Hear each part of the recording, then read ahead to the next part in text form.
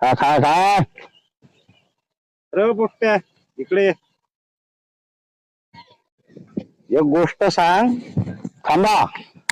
बा पहिले आपली कंडिशन आहे का, आपल्याला जर एक प्रश्न विचारला तर एका प्रश्नाचे आपण 10 रुपये घेतो. 2 विचारले तर 20 रुपये.